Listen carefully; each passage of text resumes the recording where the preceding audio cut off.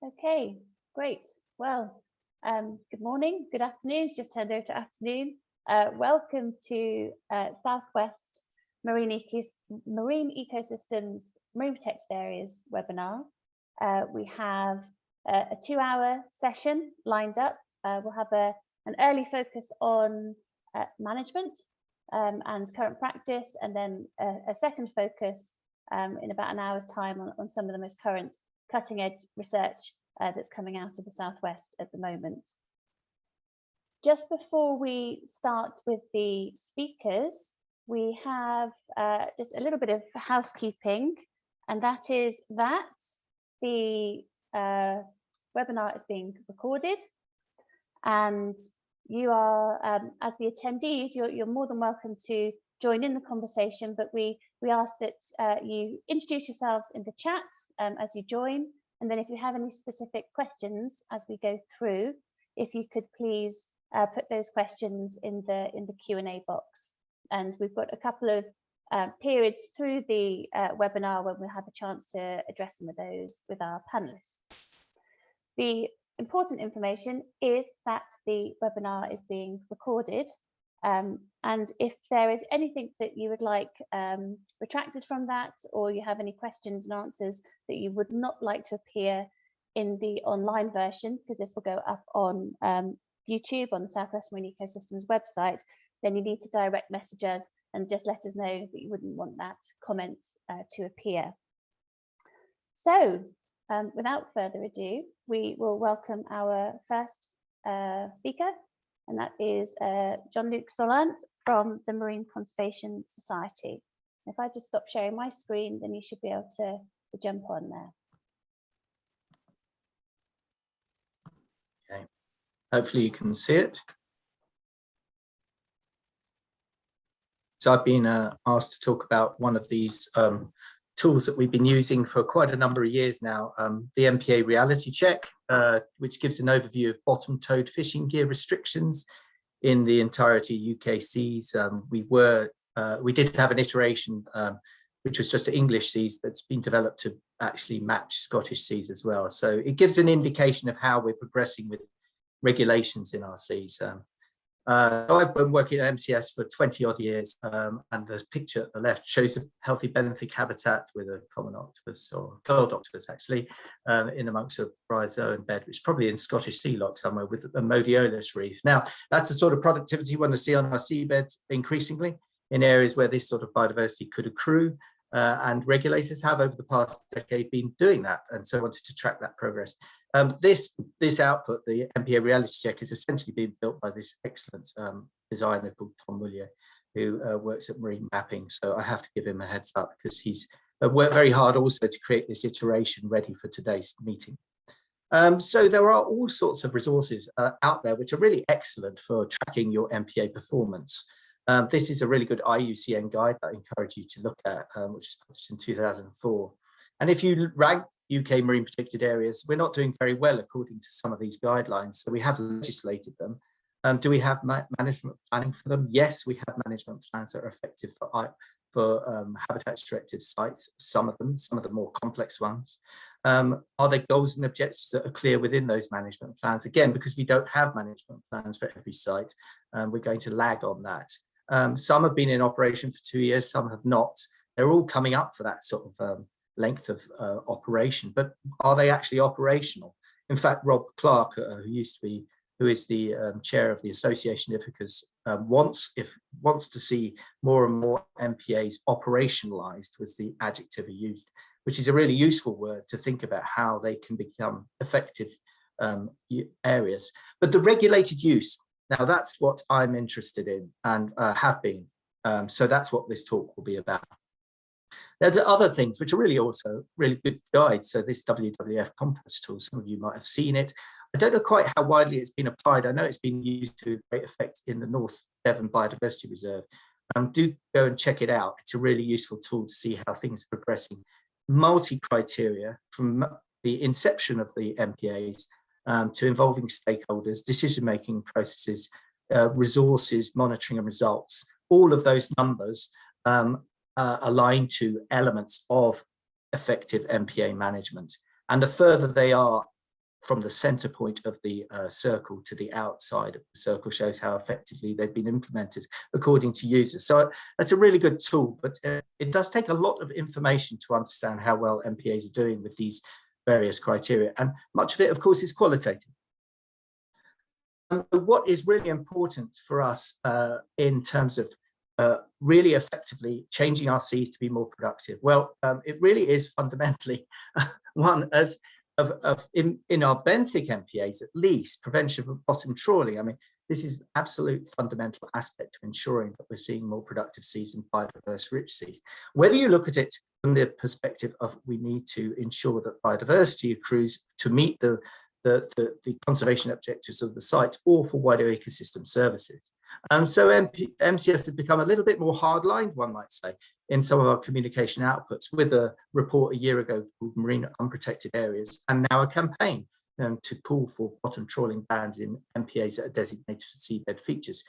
So you can read the Marine Unprotected Areas report, which also brings into account elements of carbon in the seabed that should be protected in perpetuity. So if we're looking at the scale of our MPA estate, the MPA Reality Check does offer these metrics, such as in the Ithaca regions, which is the inshore waters, of course, up to 6 miles, there are approximately 14,500 kilometers squares of MPA. Now, there are bans for bottom-towed gears in 4,460 kilometers squared, which is about 30%. So one may say, and we're looking at MPAs here that are designated to protect the seabed, that only a third of the MPAs are actually doing their job. Now, of course, that's very simplistic language and saying that the only good MPA is a regulated MPA. That is not necessarily so. There are places that these gears can't operate anyway, but it gives an indication of the extent of regulation. In Cornwall, we see the percentage is about 40%, in Devon and Severn at about 80%, and the Isles of Scilly about 75% of protection of those seabed habitat MPAs. So there are varying levels and degrees of regulation attributed to these sites, which we can track, and we will track from now forwards in Southwest Marine Ecosystem. If we look at one particular district, the Devon and Severn Ithaca district, we can see quite extensive areas of protection of all broad-scale habitats that are occurring in the MPAs. Now, the green bar is areas of the MPAs that are protected that have regulations in them. The yellow is area of the MPAs that doesn't have the regulations in it, and the blue is the area outside of MPAs that has a regulation in it. That's why they're so small. And the grey area is the rest of the MPAs in the district of those habitats. And we can see very excitingly, perhaps for this particular district, that the soft sediment communities are well represented in their regulation in the green bars and the blue bars where bottom-towed fishing gear is excluded. So I find that quite encouraging in the areas around Poole Bay and the areas around the Severn Estuary, where we see these exclusions. Because if you look at the emerging science on the carbon within the systems, it seems to be that the softer the sediment, the more muddy the sediment, the more it harbours carbon concentrations of great value. So to a greater degree, I would suggest this is a well-managed district in terms of bottom trawling on MPAs. If we go to Cornwall, there is much less protection in areas of reef, sand, particularly sand, and mixed sediments. Now, again, I talked about the nuance of certain districts and certain MPAs. Now, if you talk to the specialists at the Ifcod, on the north coast, there are 2 tranche-free MCZs were designated 3 years ago, I think, in 2019. There's this one called Newquay and the Gal, I think, and then Tintagel to Hartland Point. These 2 haven't received any regulations at all in the Ifcod district, which is the green line here. That might be what is contributing to these large areas of the MPA estate, as in the round, that are not in any regulated area. But if you talk to the intelligentsia, the people such as Colin Trundle, who knows who's fishing where and why, they say these areas are rarely fished because they are very hard to get to. The currents are extremely strong, and there is little in terms of the animals that are wanting to be exploited in those areas, particularly in terms of whitefish, perhaps, or scallops. So there is this potential nuance within the metrics that we have to understand, that when we get to writing the report, we will put in it, and I will contact Colin for his opinion. The Isles of Scilly, which is a simpler district in many ways, it is a pinnacle reef on top of a large sandbank. It's a very complex reefy habitat, as you can see from the distribution on the map of the pink areas, which is the mosaic reef habitat. Now that is largely protected, particularly within the European marine site. So the reef habitat's adequately protected, and to a certain degree, in the areas between the reefs, the interstitial habitats, which Sean's team and Emma's work has shown is very rich and very biodiverse. Luckily, that got secured in the SAC protection mechanism in about 2014 in the bylaw, although there are 2 sections in the outside areas that are still continually offered to tow gear sector. So I think this nuance will emerge as time moves on. Now, the biggest concern that the Marine Conservation Society has, and I think everyone who's a campaigning NGO at the moment, is the offshore sites.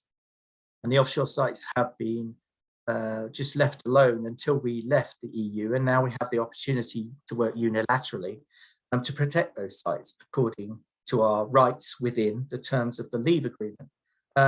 And this is a big concern because these are continuously towed over. And one of the things the MPA Reality Check does offer is the fishing effort of over 12-metre vessels from Global Fishing Watch data that my colleague Frith Dunkley has done data for. So here's the intensity of fishing that you can see is particularly predominant in the southern Cornish area, particularly outside the 6 nautical mile zone, but also in the area of North Cornwall. This site was put in as a transitory site.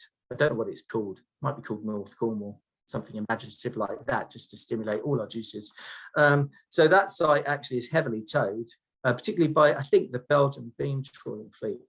So that would be a primary site that we would see of value to protect.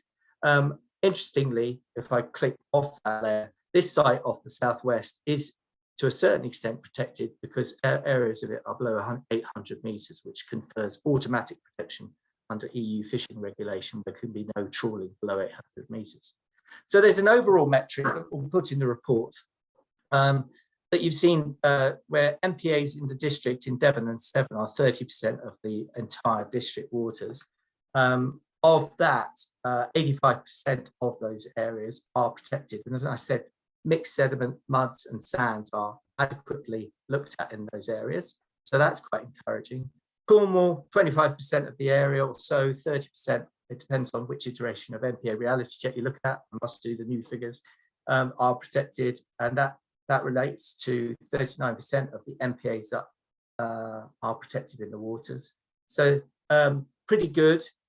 Isles of Scilly, a large proportion of the MPA estate is protected, protecting all of the mixed sediments. So MPA Reality Check offers not only the amount of regulation that's happening, but also to an extent what habitats are being protected, which we will review as time moves forward.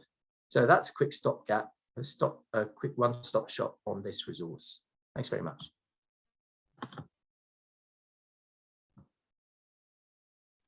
Brilliant, thank you.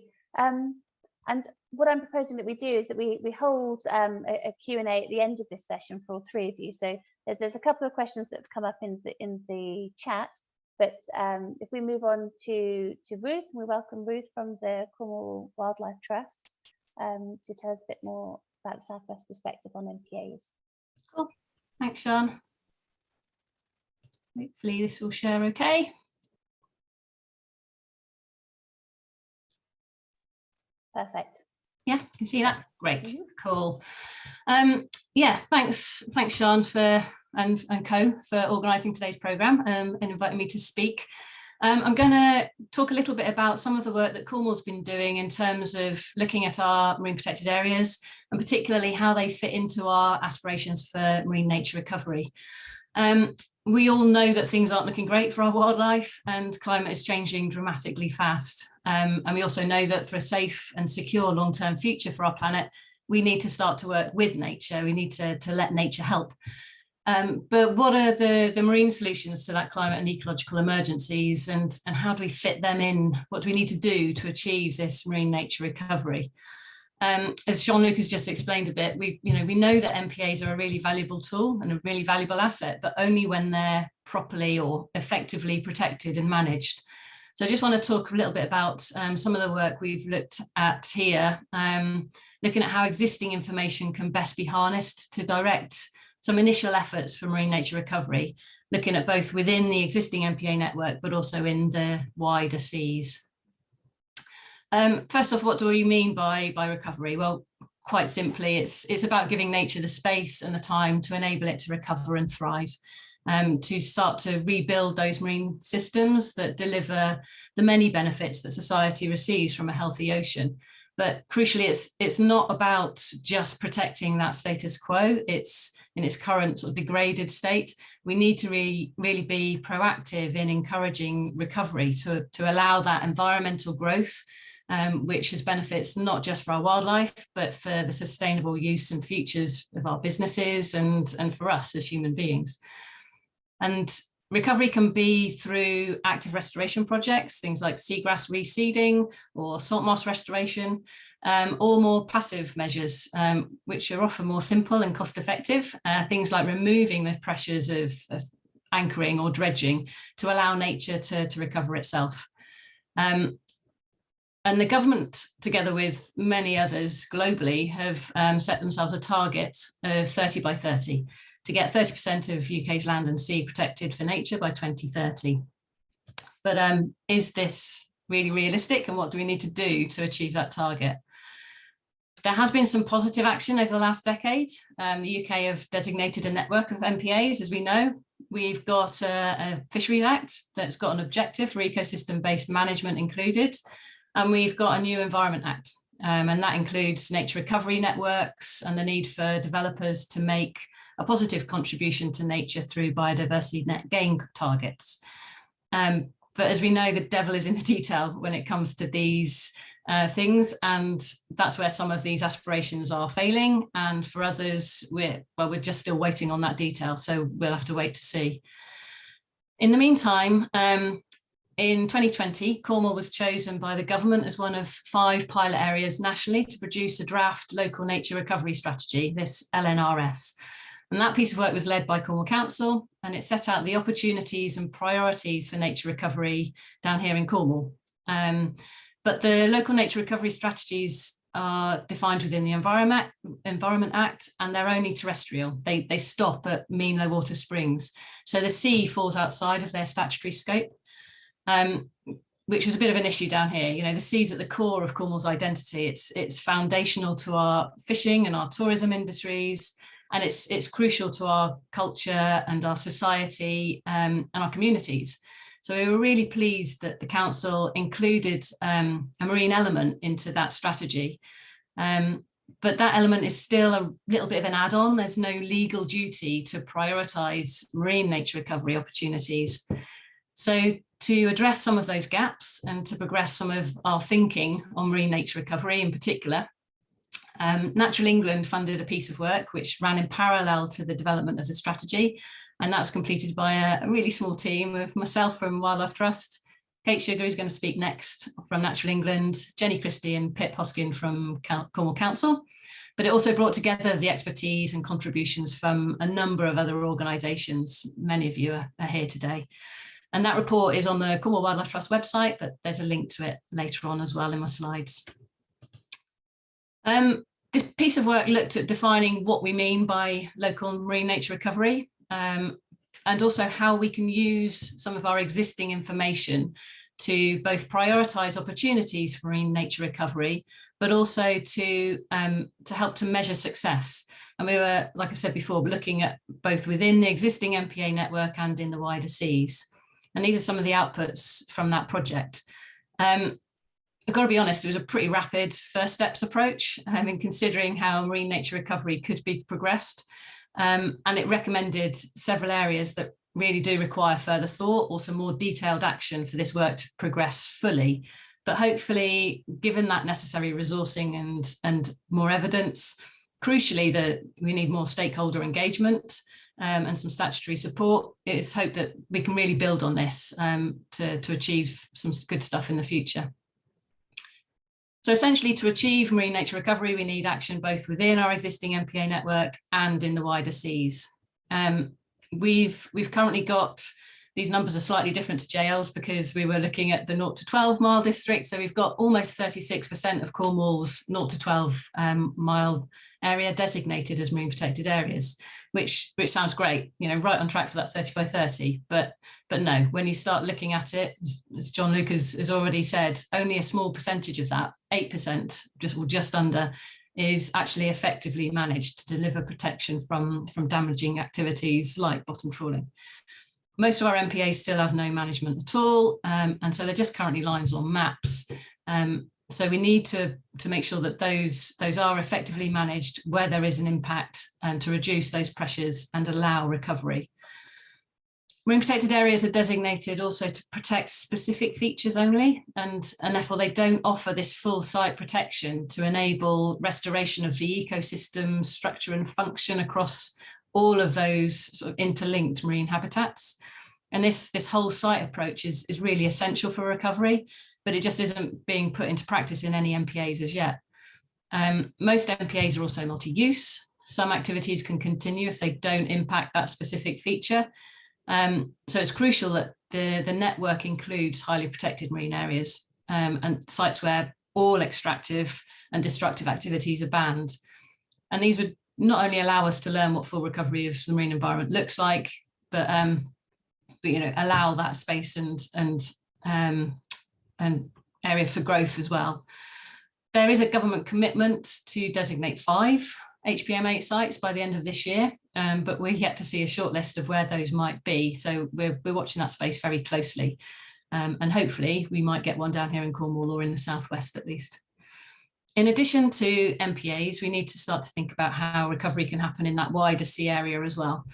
We already have some tools that will help, things like marine planning and biodiversity net gain. We've got licensing systems, some fisheries management, and we are working towards delivering good environmental status. But these tools or policies weren't designed specifically for nature recovery. And essentially we need all of our policies to be contributing to nature's restoration, not just maintaining the status quo or even worse, you know, continuing to allow our seas to be degraded further. So one of the key outputs of this piece of work was to look at what indicators could be used to measure marine nature recovery success. Well, you know, there's loads and loads of targets and indicators out there that have been developed for all sorts of reasons to determine the state of our seas, but they're often collected at the wrong scale, or they're not analysed in the timeframes needed, or they're very, very costly to collect. So with that in mind, we wanted to take into account some of those existing criteria, but look at what we had locally as well, the availability of data, the complexity of its analysis and associated costs. So the data for this sort of indicator system needs to be measurable, it needs to be repeatable and ongoing, and where possible collected through existing funded programmes, and where possible, I've highlighted in the table, reported on annually. We're looking at measuring success of recovery between now and 2030. It's not a very long time. So 3 or 5 year cycles just won't work. So our recommended list of indicators contains obviously this sort of overarching aim of 30% of our marine protected areas in effective management by 2030. But then these proxy indicators of health and recovery, which, you know, as I've highlighted there, it's about the direction of travel, whether things are increasing or decreasing.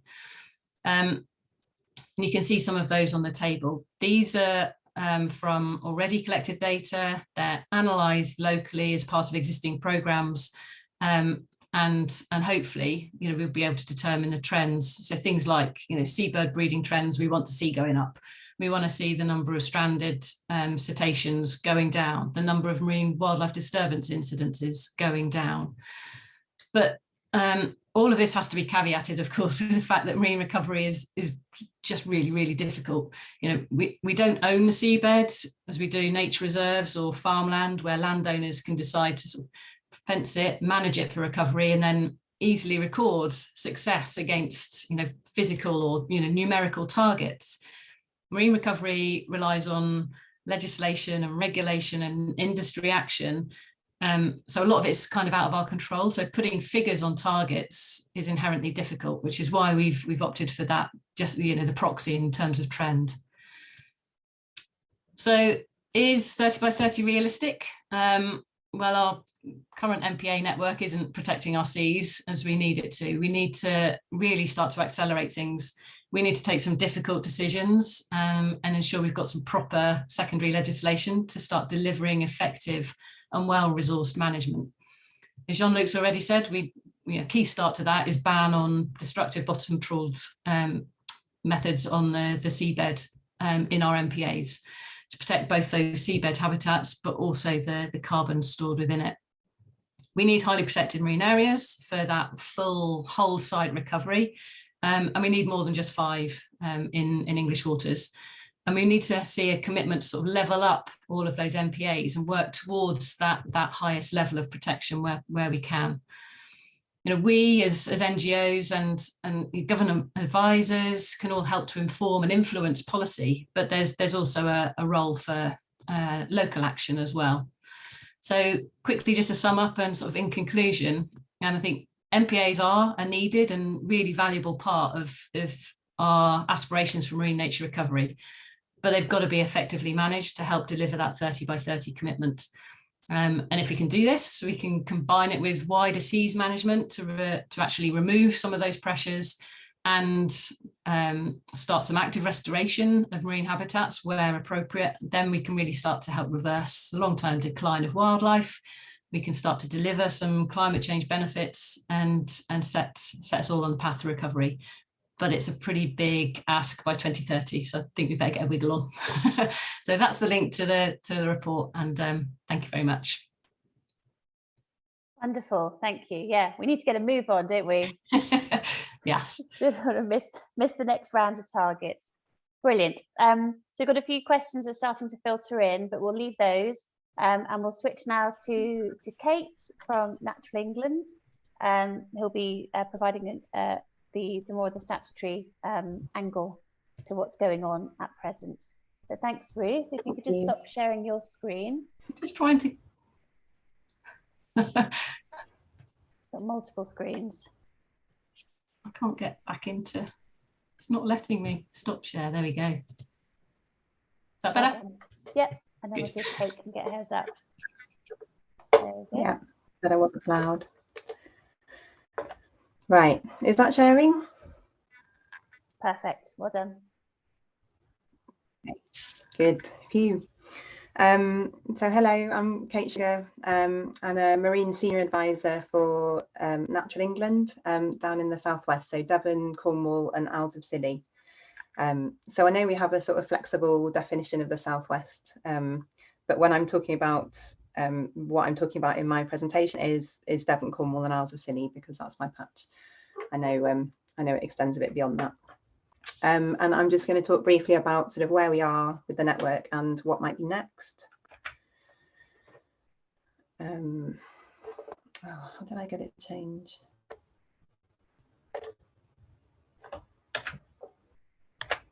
Right, has that changed for everybody? Yeah, that's okay. So thank you. So hopefully you can see a sort of slightly blurry map of MPAs in the southwest. It's just something I quickly pulled up just to see that there are a lot of marine protected areas. Got some numbers. So again, this is thinking about Devon, Cornwall and Isles of Scilly from 0 to 12. We've got 20 special areas of conservation, 4 special protection areas, and 34 marine conservation zones. So that gives you a total of 58 designations. Got some sort of area calculations. I did notice that Jean-Luc's maritime area was different by a few thousand, but roughly the same. So we've got roughly worked out sort of 33-ish% coverage of MPAs. But again, that's looking at the sort of 0 to 12 for all of Devon, Cornwall and Isles of Scilly. So that's a sort of rough metric of where we are in terms of stuff that's been designated. Although, as has been said, designation is very much the first step. So briefly, also, I thought I'd look at what we've done in terms of Natural England work. So we are the advisors to government on nature conservation. We've got statutory duties relating to MPAs, and a couple of those relate to providing conservation advice for sites and condition assessments. So in terms of conservation advice, we've got a duty to give advice to anyone that wants it on how to further the conservation objectives for a site and its features. And we do that by publishing conservation advice packages online. So I thought it'd be interesting just to see how we've done with that. We've got 97% of our conservation advice packages now published online. This is for Devon, Cornwall and Isles of Scilly sites.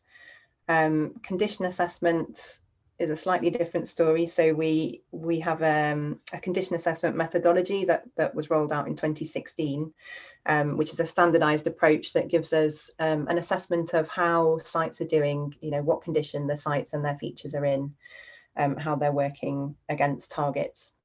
And so far we've managed to complete 4 site condition assessments for SACs, special areas of conservation. So that's much further, much less far along the journey. So this is all sort of around the management planning and the site assessment and the designation end of things, not so much the management, but I just thought it might be interesting to show those metrics in terms of where we are for our network. But in terms of what's next, we've heard from Ruth about marine nature recovery, and there is actually a nature recovery green paper out at the minute for consultation. I put the link in there, and I'm sure I can pop it in the chat or something later, but I definitely encourage you all to go and have a look at that and participate in the consultation, send in a response. It does include marine, but I think stuff could always include marine more. So if no other comments, why not just say that you'd like to hear more about marine. So we are moving, in general, everyone's thinking is moving from a sort of protection to a recovery approach in the marine space. And this is a reflection of that, and it has lots of interesting thoughts in it. So interesting possibilities like, do we want to consolidate our MPAs so we don't have, MCZs, SACs, SPAs, and SSIs, which I didn't even mention, but we just have MPAs or protected areas? Would that be beneficial? That's an interesting thing to consider. But there are questions like that in the green paper, and it does also recognise that the challenge now is actually to put nature recovery at the heart of our protected areas. So they must be able to accommodate for climate change and allow for recovery or change, because the way they're set up at the minute, as Ruth said, is very focused on specific features, and it's quite prescriptive, which is good for protection. But when you're talking about recovery, you might get different habitats coming in and different things developing, then you need to be able to accommodate for that in your protections.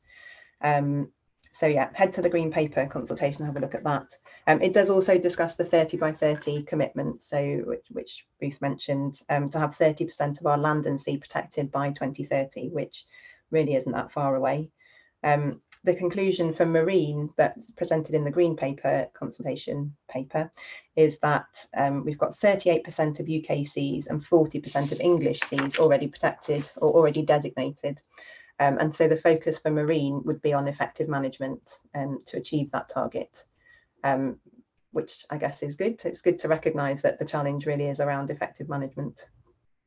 I've just put at the bottom there about marine spatial prioritisation. So DEFRA is also working on a programme, or I don't know whether it is a programme, but they're working on something called marine spatial prioritisation, which really recognises that our marine space is really busy and probably increasingly so, especially when you think about offshore wind and commitments there. And marine planning as it is, we have marine plans, but they're not strategic, and they don't prioritise activities. But there is a growing recognition that we do need that kind of strategic prioritised approach, and that's going to be very necessary. So I guess the work, I don't know much more about that work, and I think we'll have to wait a bit before we see any conclusions from DEFRA, but it's trying to answer that question. What does the optimal use of our marine space, of our seas, look like? And you have to balance the needs of biodiversity and fisheries and offshore wind and all this. So it's not an easy question to answer. But I think that's a really interesting one to keep an eye on, that will have some relevance to MPAs. And also in terms of MPAs, but also the wider seas, we've got ongoing thinking about the UK marine strategy and sort of where that goes next. And I think that's another one to keep an eye on, but no developments for 2021, so nothing to report on as such, but it's all sort of thinking that's going on now. There are a couple of relevant updates for MPAs in 2021. So Jean-Luc mentioned management for offshore MPAs, or the distinct lack of management for offshore MPAs. So the Fisheries Act, which was from 2020, did introduce new powers for the MMO to introduce management, both within MPAs and across the wider seas. And in early 2021, the MMO did consult on proposed management for 4 offshore MPAs, and bylaws for those 4 sites are currently being finalised, and that's part of a larger programme of work. So the MMO now has a quite an ambitious 3-year programme to assess and, where necessary, bring in management for all offshore sites. So that's another one to keep an eye on. And of course, we have a consultation on HPMAs, or we will have a consultation on HPMAs, highly protected marine areas. So just to recap, I'm sure you're all familiar, but back in 2019, the Secretary of State commissioned the Benyon Review, which was published in 2020, and recommended HPMAs as an essential component of the MPA network. And the government's response from 2021 welcomed the report and did commit to bringing forward some pilot sites, and that's where we are now. So we know that HPMAs are intended to allow recovery to a more natural state, so it's a different approach from our current MPA network with the sort of feature-based approach. So these would have the highest levels of protection, and the government have announced their intention to take a whole site approach for HPMAs. So it's not a very prescriptive sort of feature-based approach. It's looking at the site as a whole, and it would protect everything, including the water column. So that would be quite a new approach to trial. Ecological criteria were published last year, and stakeholders were encouraged to submit proposals. Sites could be inshore or offshore, within MPAs or out with MPAs. And nearly 30 submissions were received, which was great because that was a huge amount of work from people. And alongside this, Natural England, ourselves and JNCC also submitted candidates, areas, locations based on our own analyses. And DEFRA is currently assessing all of those against socioeconomic criteria, and will come out with some sites to pilot in a consultation. There's no information available about what sites will be or quite when we'll get the consultation, but it's spring 2022. But I think that's a political spring, so I think that means any time from now until the summer holidays. So there's nothing much to update on for that at the moment, but hopefully there will be by next year's update. And I think that's it from me. Brilliant, great.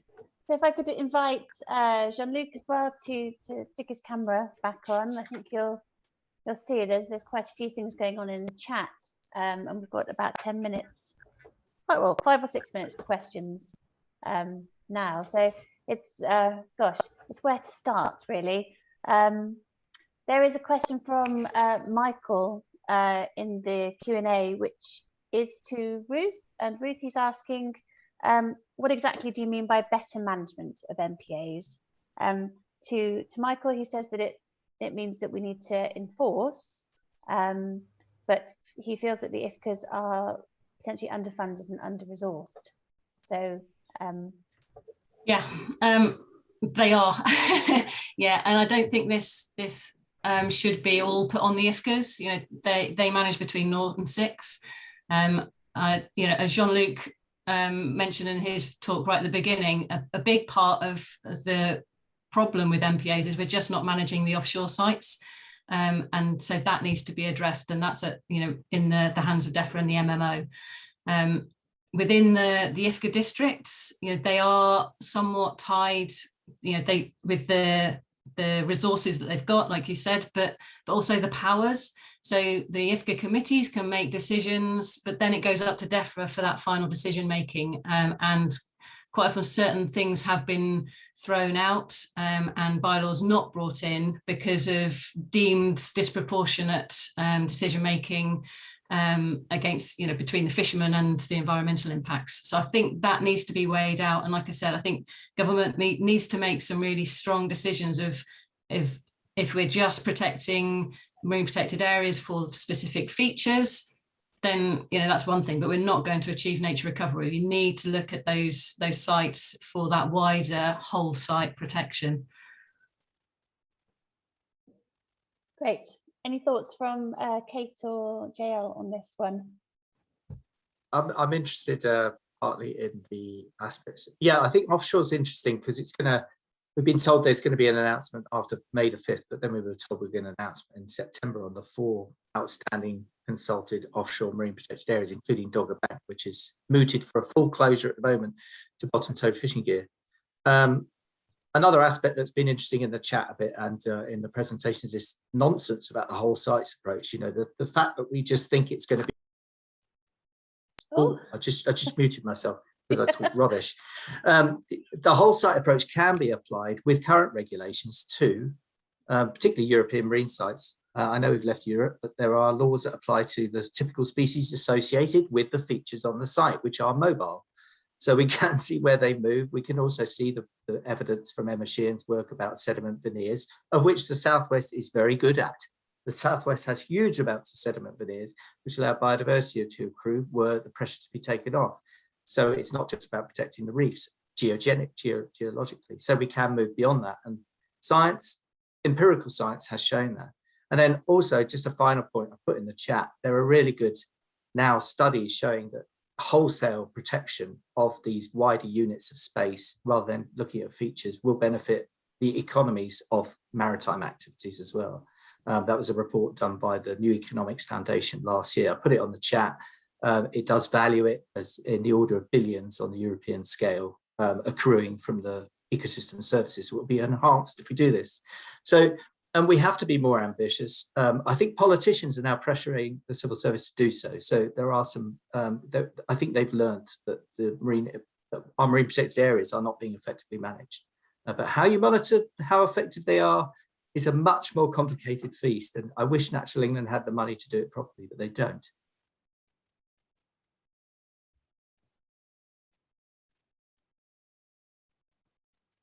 I was just waiting to see if Kate could respond to the more money question, but it's always Can't really the case, disagree with isn't that. No, everything just needs, so the streamlining and the resource, doesn't it? There is a question for you, particularly Kate, in the chat, which is from Doug Herdston, and he asks, how much of Natural England's conservation advice consists of banning bottom trawling? Well, probably none of it. Just because the conservation advice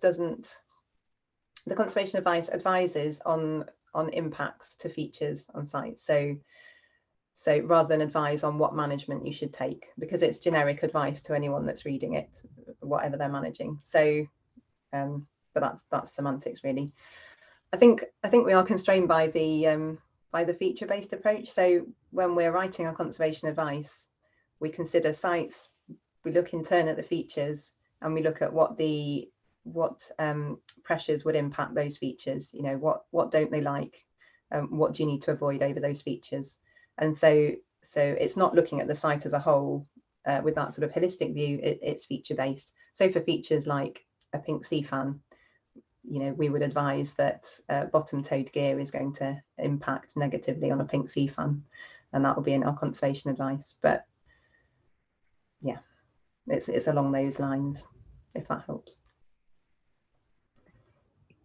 Well, we have quite a lot of questions flying around in the chat and also within the Q&A part as well. But what I'm going to just suggest that we do is we're just going to have a quick 5-minute pause before we go into the research part. But any of the panelists, please feel free to get stuck into the conversation that's going on around the sides, and we'll just let everybody have a quick break, and then we will just reconvene again at 12:50, if that's okay with everyone. Okay.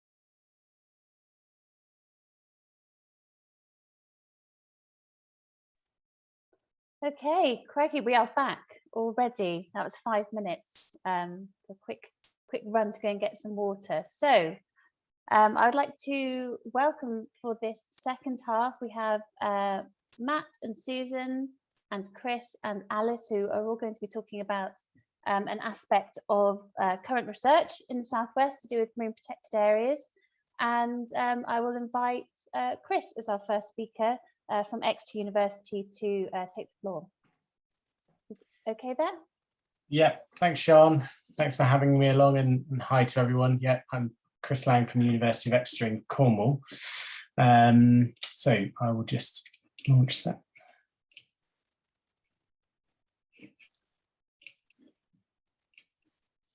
So hopefully that's all visible. Shout if it's not. But as I said, I work at the University of Exeter, and last year I did some work with Cornwall Council to investigate the blue carbon stocks in seagrass beds in the Fal and Helford Special Area of Conservation, so SAC. It kind of stemmed from my background as a biogeochemist. I study carbon cycling, and so this was a great opportunity to study marine habitat that I was particularly interested in.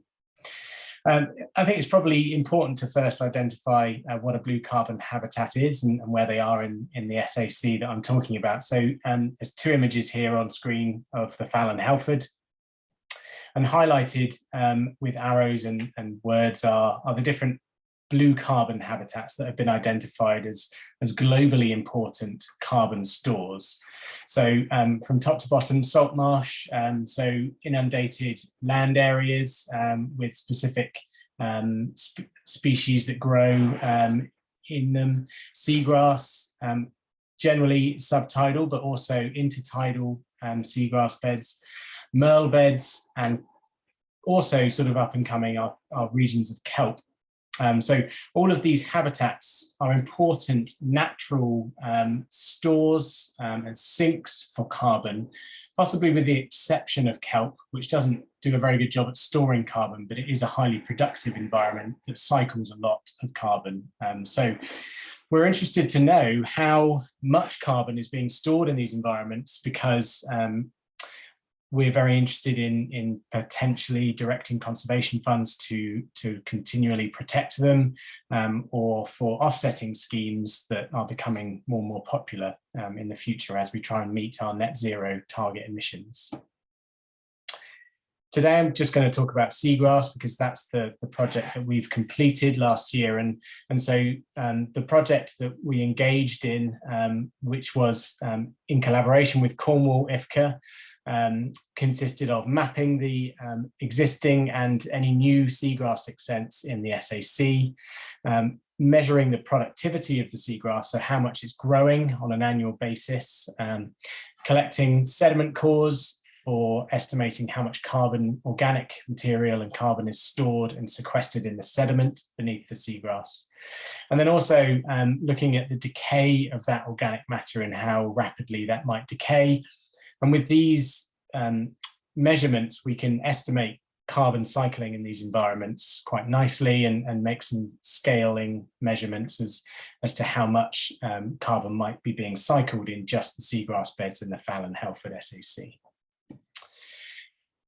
It's important to do this because recently seagrass has been in the spotlight for sequestering large amounts of carbon. It's estimated that 5.6 megagrams of carbon per hectare per year is stored in seagrass. And this represents a really significant amount given how little of the seafloor they actually cover. The issue is that the variability in those stocks is really substantial. So some seagrass beds store loads of carbon and some don't store very much at all. And this is a problem for people who want to use that carbon for offsetting and stuff like that, because it leads to variability and uncertainty really around the value of those stocks, and things like density, depth, sediment type, the species of seagrass that grows there, and turbidity have all been identified as controlling how much carbon might be locked away in a seagrass bed. And it's also very hard to actually measure these values because they're underwater. It involves scuba techniques and expensive boat work. And up until quite recently, there wasn't really an approved approach as to how to do this. And so I was kind of excited to do this project, as we are some of the first people to really start to collect this value on stocks relative to a council that is interested in using that information.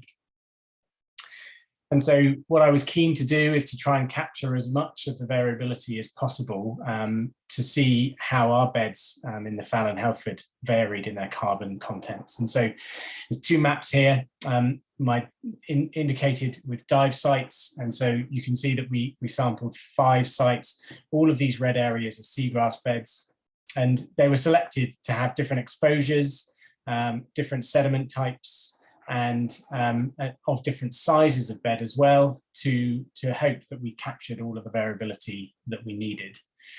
The other thing that I was keen to do was to look at the variability of carbon that was stored within a bed. So previous research by Oreska et al. In 2017 showed that depending on where in the bed you sampled, you would get different values for sediment carbon content. And it seemed that the center of the bed was the richest. So for each of our surveys, we collected cores at 3 different positions, working from the shallow extent of the bed into the middle and then to the deep extent of the bed to try and compare the values that we got there.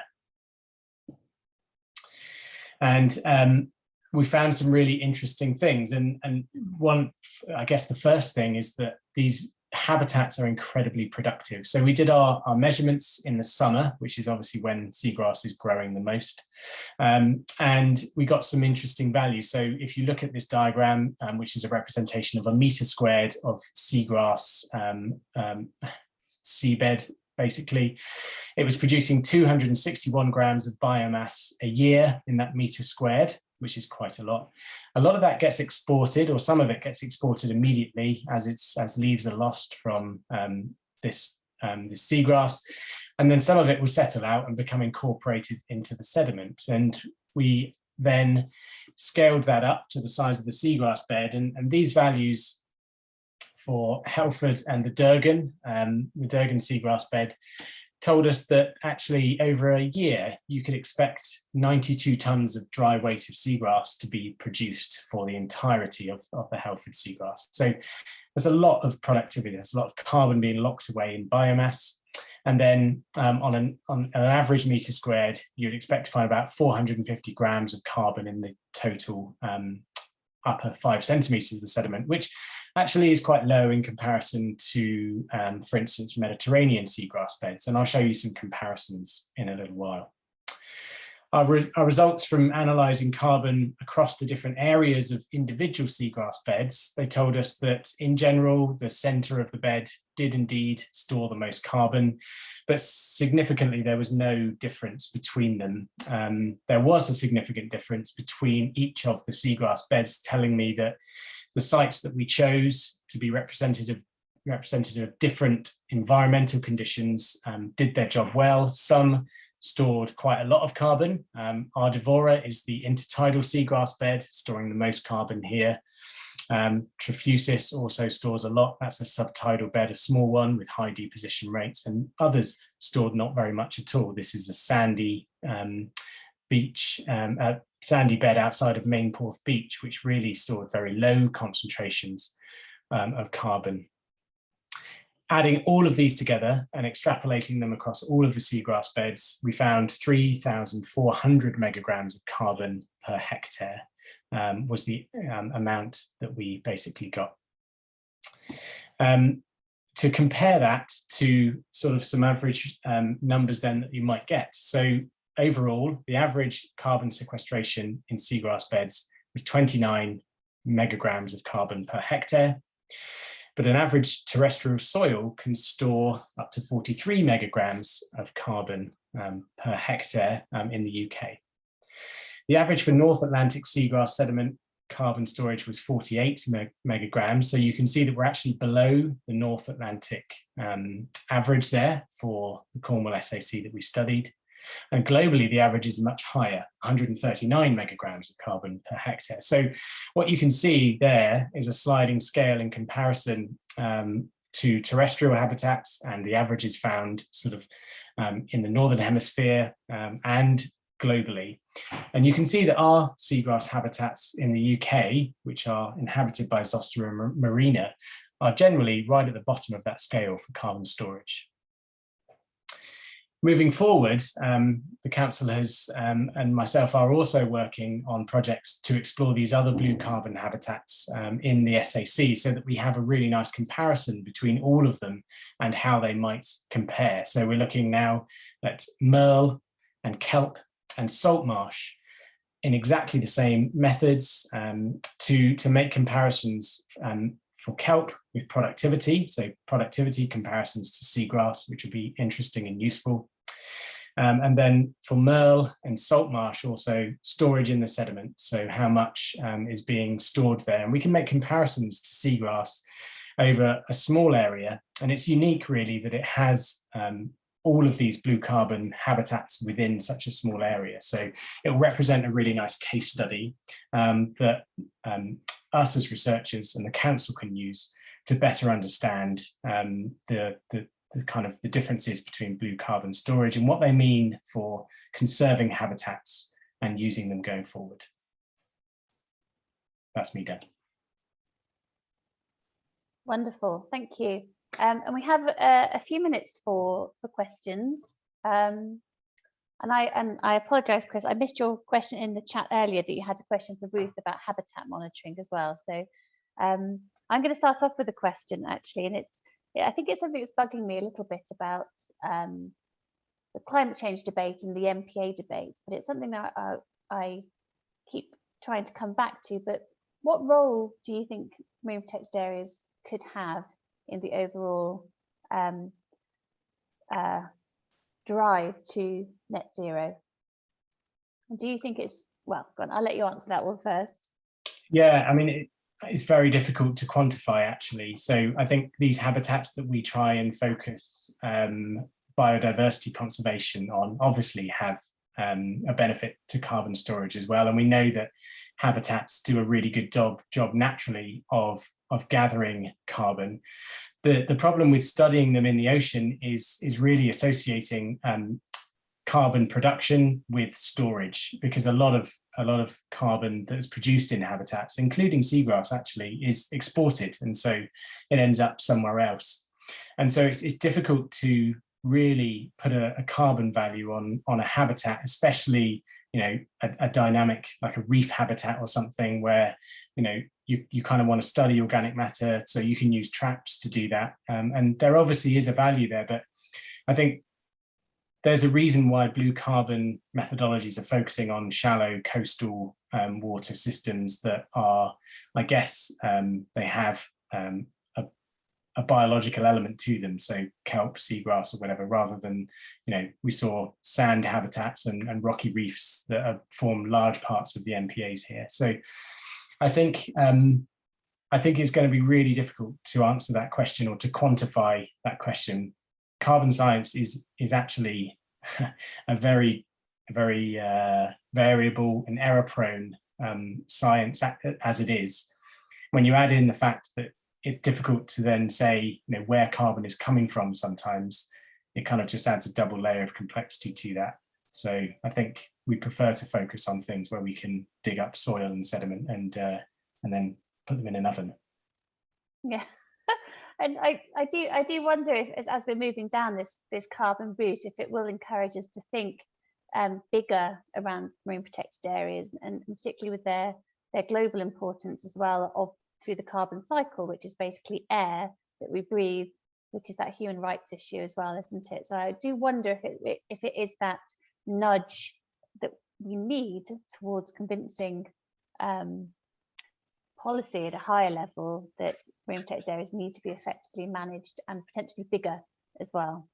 I mean, I feel the answer to that actually might be no, because I think we've tried to convince everybody about climate change and the impact we're having on the environment and the importance of natural habitats for sequestering carbon and sort of negatively feeding back our impact on the climate, and I don't think it's worked very well, actually. So I think biodiversity, people can identify with conserving animals, I think, much more so than they can about locking away carbon. So in a way, I think maybe stick with the conservation approach, and, you know, we can conserve all these beautiful species and then the carbon is a positive. But then, like, I mean, you very well know that I think there are these layered advantages to carbon sequestration or to ecosystem services offered by these blue carbon habitats. And so there's loads of reasons why we should be conserving marine habitats. Carbon is one of them at the moment. It'll be interesting to see if it continues to be one. I suspect MPAs will outlast them. It is, and it's a really interesting edge in science at the moment. So thank you so much for coming along. We're just cracking through the time at the moment. It's not fair. You've got some great questions in the Q&A. So if you want to go back in and have a look at those, one from Bob, one from Emma Sheehan, and also in the chat as well. So feel free to keep those conversations going. But in the meantime, we need to move on to Alice. Alice, if you're ready to share your screen. There we go, is that okay? Perfect. Perfect, excellent. Right, so thank you very much for having me. So my name is Alice Hall, and I work at the University of Plymouth with Sian and Emma's team. This presentation is going to be on the work that we've done as part of the Fish Intel project, which is a channel-wide project.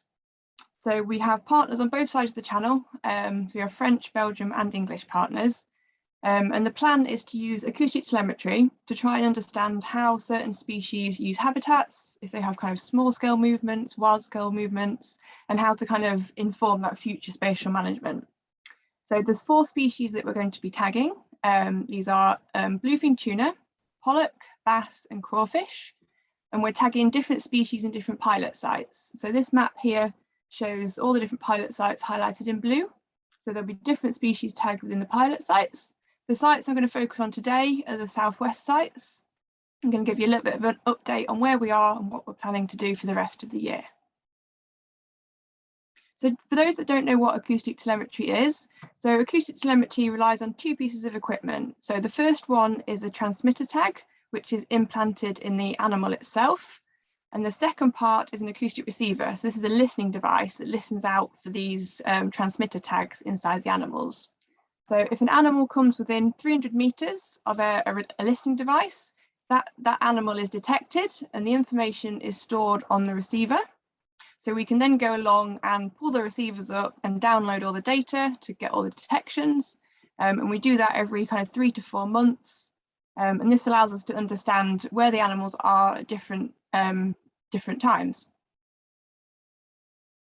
So some of the previous research that Dr. Thomas Stamp has done at the University of Plymouth, tagging bass, has shown some quite interesting findings.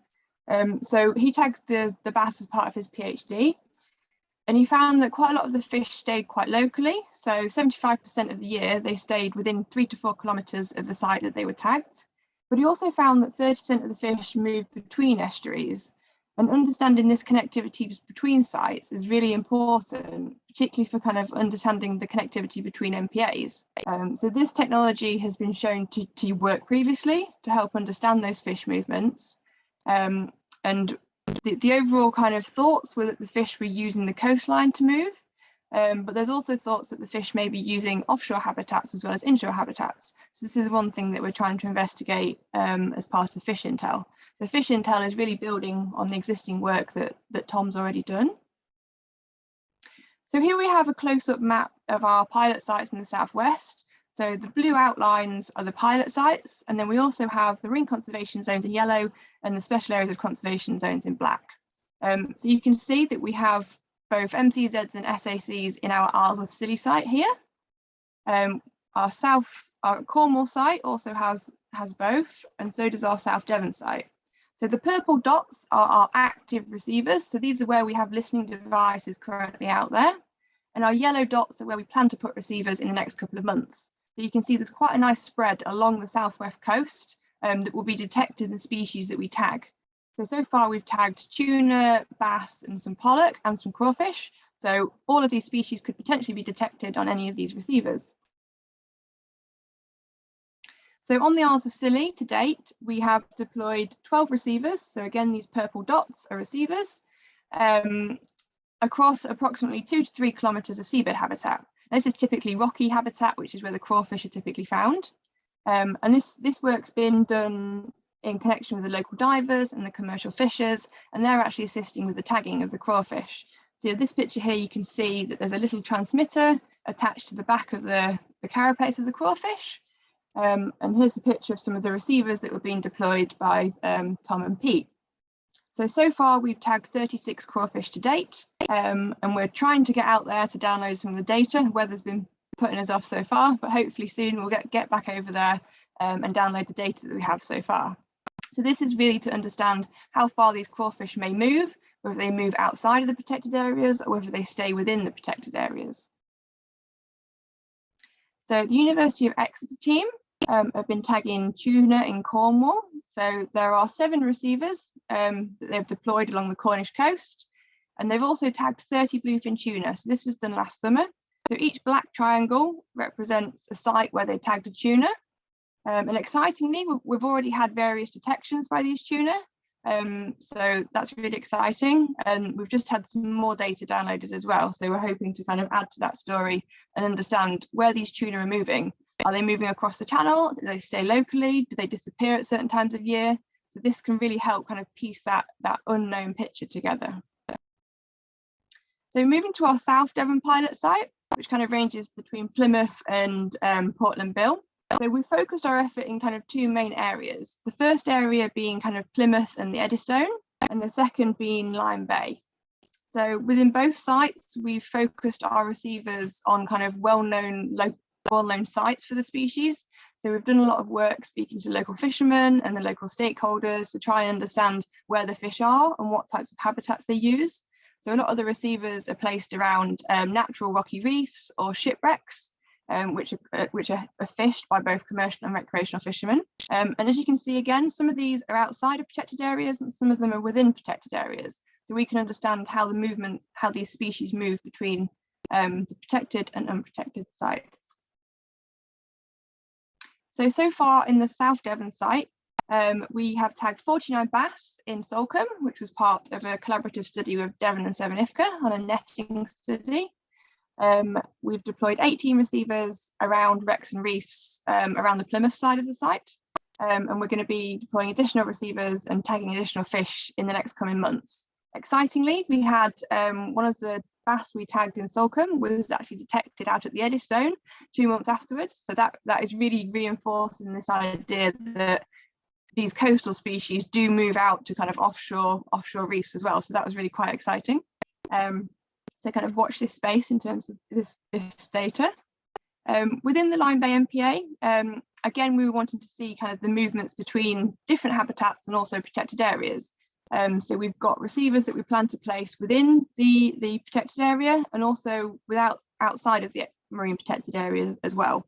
So we can see how connected these sites and habitats are. One thing we really want to do is to understand kind of what is essential habitat for these species and how we might be able to protect them better in the future.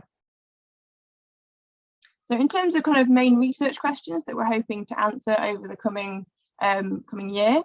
So as I said, we want to be able to kind of identify these important fish habitats, so kind of juvenile habitats, feeding habitats, adult habitats.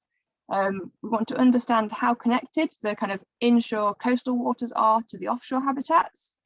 If there is connectivity between protected areas or non-protected areas. If particular species have kind of site fidelity, so whether they stay in a site for a long period of time or just for a few years. And particularly in terms of kind of like pollock, we just want to understand the kind of population dynamics. So there's very little data at the moment on kind of pollock movements, where they are, their life history. So any information we can gather is going to be a benefit to the project. So that is it for now, but kind of watch this space and hopefully we'll have lots of exciting data to report back on at the end of the year. But thank you very much and let me know if you have any questions. Great, thank you, Alice. And is that Drake's Island? It is, yeah. Looks positively tropical. Yeah, this is last September, my first trip to Plymouth. Oh, there we go. That's brilliant.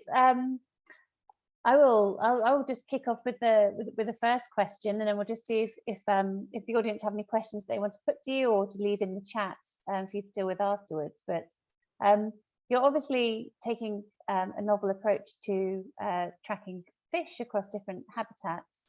and their intersections with marine protected areas. But do you have any sort of thoughts or inklings in this first stage of what we might need to shift in MPA management to support those fisheries benefits? Yeah, so one part of the Fish Intel project is to try to move towards kind of ecosystem-based management. So like you say, so trying to protect the whole site rather than just a feature of a particular species. So the species we are tracking kind of represent different trophic levels. So hopefully by piecing all their movements together, we should be able to understand kind of what management might be needed to protect multiple trophic levels. Great. Okay, well, we will leave it there for now. If you could just stop sharing your screen, wonderful. And without any further ado, we will pass over to Matt, University of Plymouth, who'll be talking to us about a carbon restoration work. You're on mute, Matt, but we've got your full screen, so. Thanks, Sean, and thanks, Alice, for that. The interesting link here is that many of these habitats I'm going to talk about are really interesting nursery and adult habitats, hopefully for some of those fish species that are tagged. And a lot of this talk relates very closely to what Chris has presented on earlier in this session.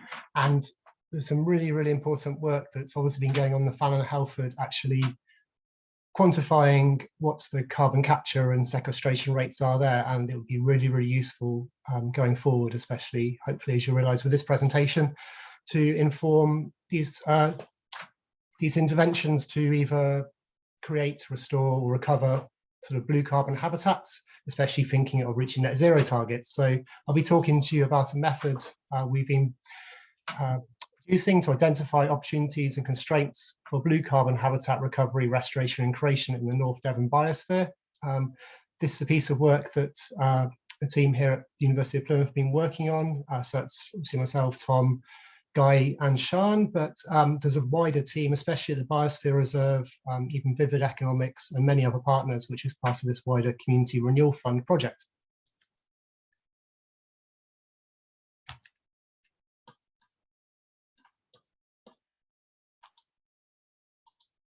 So I guess these questions have already been answered, but just to go over the very basics, what is blue carbon? Well, blue carbon refers to carbon stored in marine ecosystems. As Chris has also mentioned, carbon storage can be in situ, where stocks of carbon are actually stored in the sediment within the habitat itself, but also detritus or plant material can be exported to offshore sediments or other habitats within the marine environment, particularly those sort of offshore sediment habitats. And I think it's really important to note at this point as well that blue carbon ecosystems not only prevent climate change, but they also protect coastal communities from the harmful impacts of climate change, such as rising seas and flooding, and also provide a lot of other benefits, not only important habitats for marine life, but recreation opportunities and commercial fishing opportunities through the nursery habitat functions and adult habitat functions that we just heard about as well. Why is blue carbon important in a policy context? Well, as we know, globally, the climate emergency is an ongoing global issue. The UK is legally committed to reducing net zero emissions of greenhouse gases by 2050. And already in reviews, the UK Independent Climate Change Committee have recognised that reducing emissions on its own isn't going to be enough. Actually, reducing atmospheric carbon dioxide and greenhouse gases is required. There are even very sort of innovative ways of doing this on an industrial scale, but we already have habitats that do this for us, particularly blue carbon habitats. There's some very useful sort of diagrams that the Scottish Parliament have produced, which can be found online that sort of emphasise this.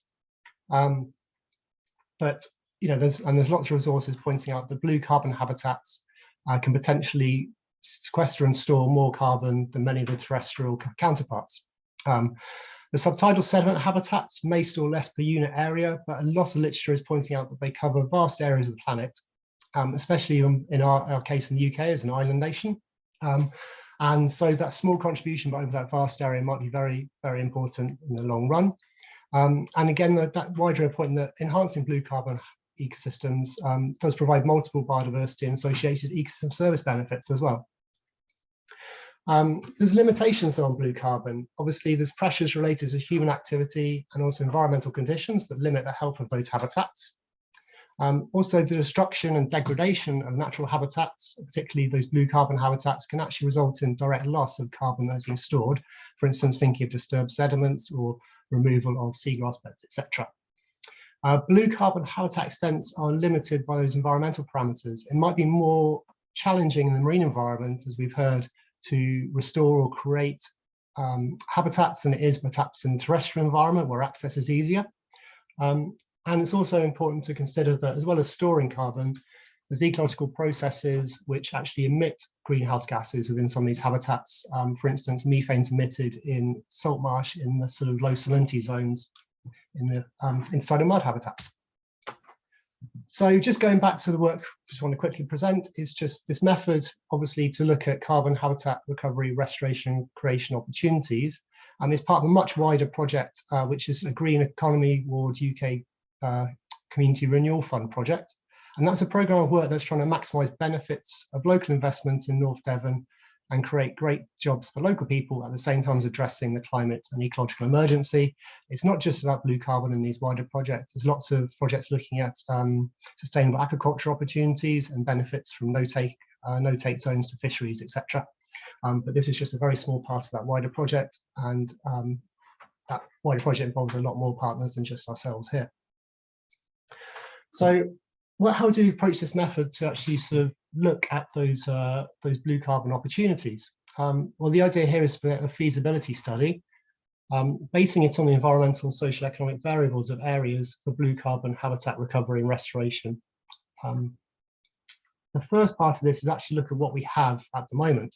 So what habitats are in this site already? So within that black dotted line in those two maps is the North Devon UNESCO Biosphere. And we've actually got habitat maps for this area already from earlier pioneer projects. We've developed those. We've also looked at what the blue carbon habitats are, and looked in that first map with the purple shading. The denser shading is identifying habitats or areas where there's high contribution to carbon sequestration. The lighter purple shadings, moderate and low contributions. So we also have maps and ideas of the pressures on those habitats from those projects. And this project gives us another opportunity to not only map what we have already, but in part two, to actually look at the potential based on environmental variables for habitat creation, habitat restoration.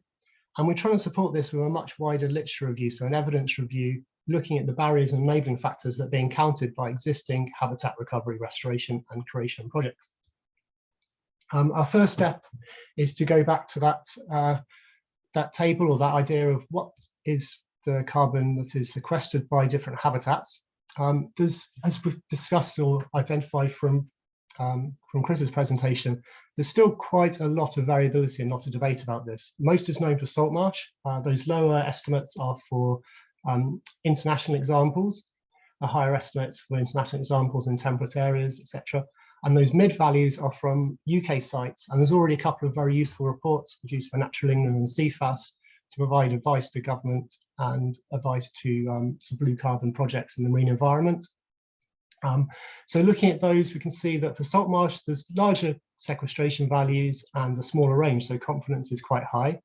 For seagrass, we see that larger range that Chris has pointed out in his studies. I'd be really interested when we see the results of that work in Falmouth as well, to be able to really kind of provide a better evidence base. So we've only got moderate confidence at the moment.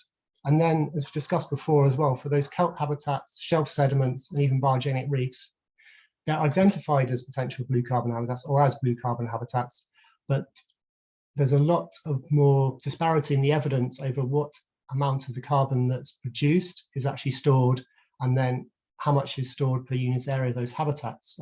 Shelf sediments, for example, even those UK examples, there's quite a lot of disparity between 29.5 tonnes of carbon per kilometre squared per year and 6 tonnes of carbon per kilometre squared per year. So that work, especially the work presented in the panel in Helford, would be really important, and also to adapt that to each site and perhaps integrate into monitoring programmes within MPAs to understand these issues going forward.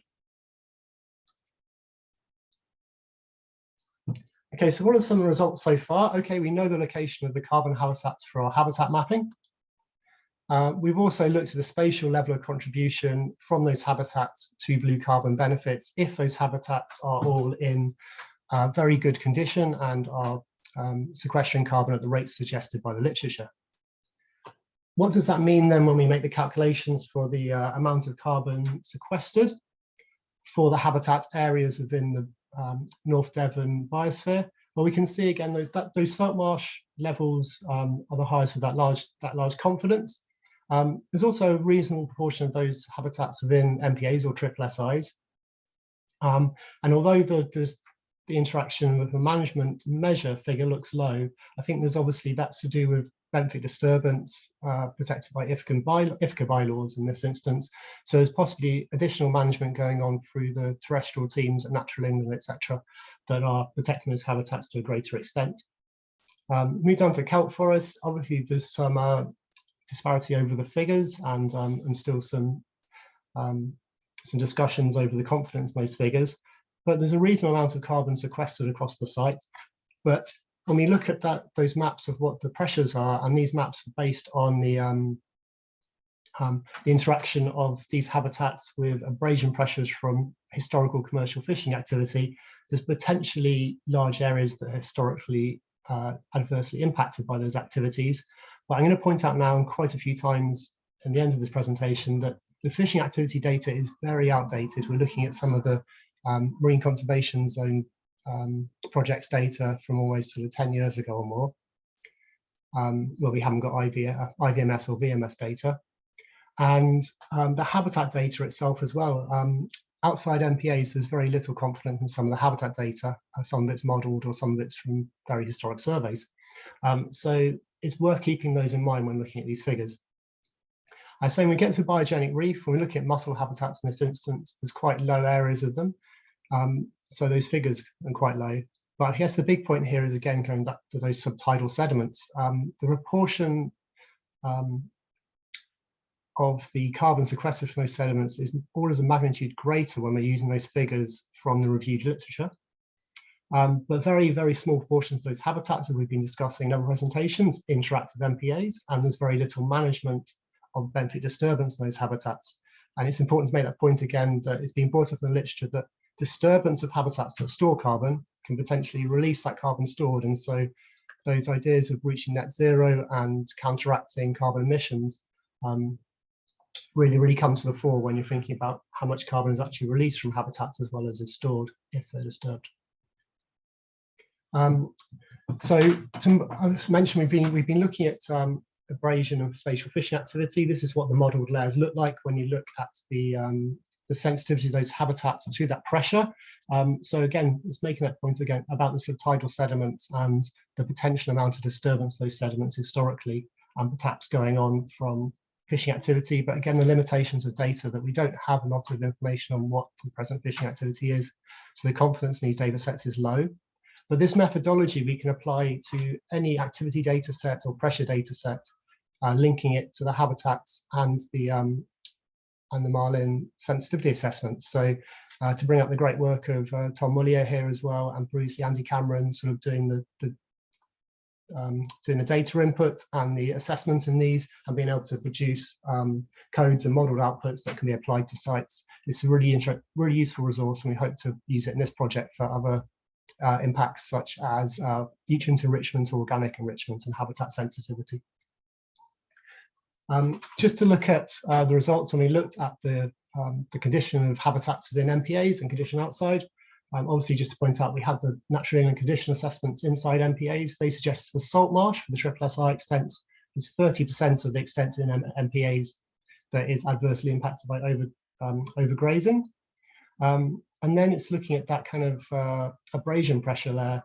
And so those kelp forests potentially providing 107 tons of carbon per year at their reviewed sequestration rate, and that huge sequestration rate leading to huge values for the subtidal sediments. But very large portions of those habitats are potentially degraded, and potentially either carbon's being actually released that's possibly been stored before, or there's a risk to the ability of salt marsh or kelp habitats to capture and contribute to sequestration as the condition of species might be adversely impacted. So from this current piece of work that's completed in a draft form, we've been able to identify some of the recovery sort of intervention priorities, not necessarily the habitat creation, restoration opportunities, but recovery interventions, reducing overgrazing pressures that's adversely impacting salt marsh habitat, improving evidence on the spatial fishing activity and the habitat extent to improve these confidence in these assessments, the development of sustainable fishing aquaculture options through those sister projects to aid diversification, and supporting improvements to reduce runoff and contamination from water treatment infrastructure. And a lot of this work relates back to earlier projects, earlier work, having the evidence in the North Devon Marine Pioneer and being able to produce a risk register looking at the status of those habitats and the trend in their status in relation to policy targets to meet good environmental status. And we were able to relate that to blue carbon habitats, identify that given the adverse impacts on those habitats from historical current activities, they're either at moderate, so amber, or red, high risk of loss of these benefits, so loss of these blue carbon benefits. So it's very important to identify these recovery options first, and then move into the second part of the project, which is mapping and assessing the potential areas for habitat restoration and creation opportunities. So basing this on the environmental parameters where these habitats will be able to survive in, and where they can potentially be restored or created based on historic extent. And I think that work that Chris presented earlier is really, really important to identify that those carbon sequestration values aren't taking place across the whole habitat and across every habitat within a site, but within very specific type variables, and also very specific locations, even in the habitats that are meeting those very tight variables for the optimum conditions. So it's really, really useful work to go back to, and it'd be great to have that at a lot more sites coming forward. The other area of work we're doing is mapping other pressures and activities, so we can complete more of these model output estimates, and also to look at across the sites and what's going on, linking that to the sensitivity assessments. And what this does, it provides us a chance to not only identify the sites where recovery, restoration, creation opportunities can take place, but be able to provide a risk level to those projects, that intervention projects that could take place at those locations based on conflict of other activities and the existing environmental parameters. So just to wrap up, there's also a very, very large evidence review, and thanks a lot of work going into this from Guy, who's been helping with this this webinar today as well. But we've identified there's lots of barriers. Obviously, unfortunately, nothing's free, so all the costs need to be considered. There's lots of examples that we're reviewing of the different costs for different habitats. The success rate of interventions and costs are quite well understood for salt marsh, but identified there's less evidence for other habitats. There's a lot of existing social and economic use of areas which are identified as limitations in previous examples, particularly in urban areas. There's pressures from human activities and environmental conditions we've identified, but there's also implications for neighbouring areas when changing a habitat or flooding an area. For instance, had very, very interesting conversations with the site managers up at National Trust at Cote Hill and with Rob Price from the Environment Agency about the project in the picture there. So the middle picture is actually the quayside at Cote Hill, and there's been a lot of work in that area to look at habitat restoration and creation, and there's been a lot of interesting conflict with local residents, particularly over the loss of common amenity land and the potential for sort of short-term flooding versus the long-term flooding prevention benefits and habitat benefits. And these are all really important factors to consider when looking at these projects, I think, within a site. But there are enabling factors. We said not just climate benefits, there's lots of biodiversity benefits, and prevents a lot of potentially attitude and behaviour awareness changing methods or information that over the long term might not only support climate change benefits, but might support MPA benefits, etc., and environmentally responsible behaviours. And there's also opportunity for instance, cost, just beneficial use of dredge material or sediment that's being used, such as there's an example we have from Great Western Railways providing sediment for recharge of salt marsh habitat, as they need to dump it somewhere and actually got used in a very beneficial habitat rather than being dumped. And as I said, the idea of this is to provide a weighting or risk for those recover, restore and creation opportunities across those sites in North Devon biosphere, and understand the risks involved and understand where perhaps the easiest options are for those opportunities So that's all I have for now, and happy to take any questions. Wonderful.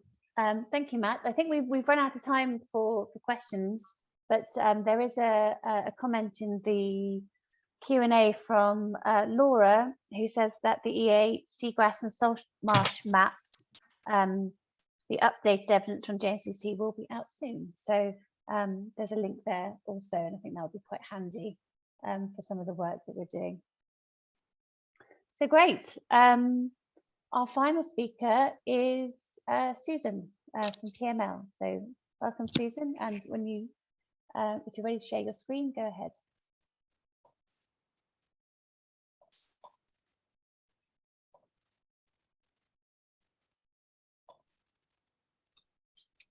So how is that looking? Perfect. Great, thanks very much. Okay, well, thank you very much for the chance to speak here. I'm Susan Kerr, a modeller of the marine environment at Plymouth Marine Laboratory, and I'm also crediting my colleague Anna Quiros here, who couldn't attend today, but has developed a lot of the work I'm going to show you. So in this talk, I'm going to zoom right out in space and in time. We're looking at climate change, the future context of marine planning, and also beyond the southwest UK is most of what I'm going to show you here, but with definite applications that I hope you'll be able to see. So in marine spatial planning, you're trying to balance the needs of many, many users of the marine environment and the interests of conservation as well. And when you're trying to do that in a climate context, things get even more difficult. You're trying to think about how the future environment may change. You need to build in resilient plans, and you need to think about carbon adaptation as well. So that's the area that Anna and I have been working out. There's a load of information out there in climate models about the future environmental conditions that we might expect. The IPCC has now produced many reports and there's a big look at global modelling there. There are regional models available too, but all of this work is difficult to access really, unless you need time and you need expertise to digest all of that information and to apply it to particular areas. And so for marine planners, we need to make something more accessible. So this is really where we've been focusing our attention on. What can we do to make climate models more relevant to environmental planners and marine planners? So what information do they need out of the massive data that's available? What can we tell them about when and where conditions can become significantly different from the present day? And how can we combine information about the multiple variables that are relevant to the environment? So just to put a few pictures in your head, remind rather scrappy diagrams here, but we're thinking about the present day distribution of a marine variable, for example, sea surface temperature or prime production or dissolved oxygen, and thinking how is that going to look in the future? So in my left-hand diagram here, you've got a change and we can see the distribution in the future is different. And that's probably quite a significant change, isn't it? So in the jargon, we'd say there's a climate signal has emerged there. In the middle diagram, there's less change there, and perhaps although the future looks a bit different to the present, perhaps it's not that large a change. In the third diagram, we've definitely got a really quite significant climate signal emerged. And just to point out that sometimes a change will be a decrease rather than an increase, so we could expect sea surface temperature to be increasing. We might expect dissolved oxygen to be decreasing, so we need to allow for that as well. Now, here's an early attempt to try and produce a lot of information in a condensed way. So this table shows marine protected areas, a selection of them for the UK waters and for the North Sea. And we've got a range of variables there that might be available from climate models to temperature, but also biomass, production, nutrients, oxygen, things like that. And this is looking at modelling of the 2040s. So we have to choose a particular time point in future to look at, but here it's 2040s. How big would the change be in each location for each variable? But also, how does it compare to the present day variability? So this index of change, in this case, was defined as what's the difference in mean conditions between the present and the future? And then how does that, if you divide that by the range of conditions you get in the future, we've got an index we can compare and we can see which variables are changing quite significantly and which changes are less large compared to present day. So that's produced the information digested down, but it's still quite a lot to absorb and to understand. And so further work then, we've been moving it more into a mapping environment and also to digest further down and aggregate several variables together. So I'll tell you a bit more about what's in these maps later on, but essentially we're trying to pick out areas where there will be a really significant climate change signal and see how that relates to current uses and perhaps planned uses of the environment in future. So I'm going to talk you through the process that we've developed for this. This is really a very stakeholder focused, a use focused application, and we need to be working with stakeholders who are interested in the particular case study we're looking at. A lot of the maps you'll see are for Ireland because Anna's done a lot of work there with the Irish government, but it can be applied anywhere. We need to know what the target sectors are that the planners are interested in and work out with them which are the key variables. Sea surface temperature maybe, temperature at depth maybe, whatever the key variables are. Once we've got that, we find data sets from the enormous amounts of data out there in climate modelling, the present day and the future conditions, we compare. And we also need to know what do we expect for climate change to deliver for that particular variable, if we can in this location, or at least generally speaking. So once we've got that basic information together, we can start the analysis. The basic information you need is not too difficult in terms of modelling. You've got your information arranged spatially. We need to know what the mean and variability is for our present day and for whatever future period we're designating. And from that, we can get the effect size. Now, how big is the change in each variable at each location? We're using a measure called Hedges G. I won't go into the details here, but it's a well-established statistical value for how big a change is between two data sets, in our case, between the present and the future. And then we also look to ask, well, is that value big or small compared to present variability, as we said, but also is it positive or negative compared to what the climate change literature was expected? So if, for example, you've got a falling temperature, that would be unexpected. And then we're gone to the question of, well, how can we put this together for the multiple variables we've got? And here we're applying methods from meta-analysis. You may have come across meta-analysis in the context of medical science, where it's often used to put together results of multiple drug trials and say, well, are all these drug trials saying the same, in which case we can have confidence in the results, or are they all saying rather different things, in which case we might regard the change there as fairly stable. It's not in medical terms, this is not an effective treatment. In our change, there would be little climate change effect. So we take all our different variables, so they're all our different elements of the meta-analysis, all the different variables, ideally lots of different models as well, put all those together, and we can use the meta-analysis standard methods, well-established statistical methods, then to develop a summary effect. And the summary effect is a single number for each point in space that is allowing us to say, well, is the climate change signal strong here or is it weak? We can identify hotspots where many variables are saying there is a strong climate change signal. We can identify refuges where there's not much climate change forecast for that period, for that location, or perhaps even bright spots where there is change expected, but it's not what we would expect from climate change. And so perhaps in this location, climate change is emerging really quite late. It has, perhaps the change here has got no evidence of climate change at all yet. Having got that a summary effect for each point, how can we then communicate this effectively? We're using maps. I showed you one briefly. I'll give you an example in a moment. We can either look at individual variables with effect size, or we can do the summary effect. And crucially, we can then put in relevant GIS, geographical data, for the other sectors that are relevant. So let me give you an example here. As again, we're going back to the Ireland case here. If you look at this map, we're thinking about where MPAs might be useful in the Irish context. In this map, the blue areas are where there is a very strong climate change signal from the analysis I was just talking about. The red is where there is a bright spot, and so they're the areas that conservation might be perhaps particularly indicated. And then we can overlay that with other uses that might restrict exploitation. So we might have undersea cables or wind farms that mean that there is not going to be extractive use, or there are going to be restrictions on extractive use. Perhaps you can combine those in those areas where there is a refuge, where climate change is not expected in this time period, or even a bright spot. And those are going to be the areas that would be beneficial to designate. We might also look at carbon sequestration. This has been coming up recently, just now in Matt and Chris's talks. Modelling can tell us something about this as well.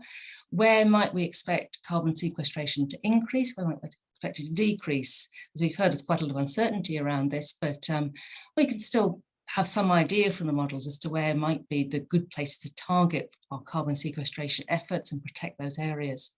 And again, we can see where that's co-located with other areas that would restrict extractive uses. We could do something similar with fisheries. We could have fisheries models saying where there is a strong climate change, saying that fish distribution in future is going to be different. That's the blue areas in this map. And if you can see, just there's a little area of orange, which is where there might be a bright spot for fish, where we're getting a change opposite to the expected climate signal.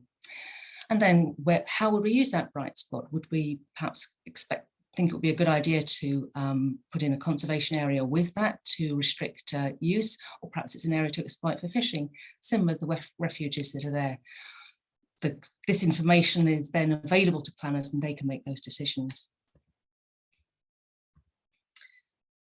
So to sum up, what are we doing with this method? We're taking those state-of-the-art climate modelling and using our well-established meta-analysis technique to identify the hotspots, the bright spots, and the refuges in the spatial area that we're interested in. We can map those out in a way that makes it quite accessible and easy for planners. And then we can add in other relevant information on other uses that might be important. And so we think that this is then producing climate relevant and climate ready marine spatial planning advice. Where we're taking this next then is to show how this can be applied in different case studies. We've seen Ireland there, we're working on the UK next. We've got evidence that we're looking to co-locate solutions, so to get more than one use out of a different area. We're looking for win-win solutions. And we find that planners are really positive about this, because climate change then is not just a loss. We can look at how we can react positively. We can do something that was working with planners and policy and government to fit what they want, their time and space and format. And we can aggregate all that information in a way that's very straightforward to use. We can look at what can be done, and it's not just about losses. So we're taking this next in a project that Anna is leading called MSpace, which is, I say, addressed across the UK. And we're looking at climate effects there and how that can feed into planning, working with various stakeholders across different sectors in the UK. So I will leave it there, just leave you with a couple of items that if you want to follow up yourself on the Copernicus Climate Change Service, there's a tool where you can go ahead and do some of the calculations for yourself if you're interested. And this Global Change Biology paper is where Anna has published all these results last year in a way that you can follow up if you want to look at the details of those methods. So thank you very much. If you've got time for any questions, I'll be very happy to take any. Wonderful. Thank you, Susan. I have a quick question. In terms of, can this model tell us anything about the resilience of our current MPAs in the inshore water to climate change? Well, you can certainly apply it and look at, you could overlay it with the current MPAs and see how they might co-locate with refuges or the hotspots of change. With inshore waters, it's always difficult with climate models because you're often looking at higher resolution and we can really capture those small scale features. So I would say that the very coastal sites might be more difficult, but as models improve, we can certainly apply the method. But the offshore areas, certainly, yes, very much so. And we just have a question from the chat is, what could managers do for MPAs that are expected to show strong climate change signals?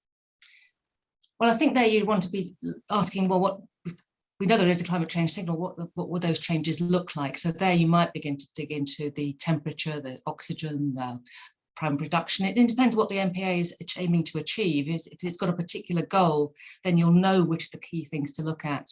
But I think this would give you a first flag that this is an area that might be sensitive to change and would allow you then to explore what those changes might be and think about what that means. Is this still going to be fit for purpose? Can we manage it differently? It's case by case there, I think, isn't it? Yeah, and I think it might give us, it potentially provides a novel argument on MPA management and the bylaws and everything's in place being a bit more flexible to emerging changes, because currently it's quite slow. You do have a question from Bob in the chat, Bob Earl. He said, given that we have, say, temperature data for the last 30 years, does hindcasting give you confidence that your modelling will reveal change? Yeah, absolutely. That's one of the things that we're doing in the new project I flagged called MSpace. We're looking at how confident we, or adding to the information we have about confidence in our models for different locations, as to do the current models give you the change in the past. If they don't, if they're over predicting for the past, maybe they're over predicting for the future and vice versa. Yeah, so absolutely. Great. And there's one more question. Again, what are your views about the availability or adequacy of the data evidence for this approach?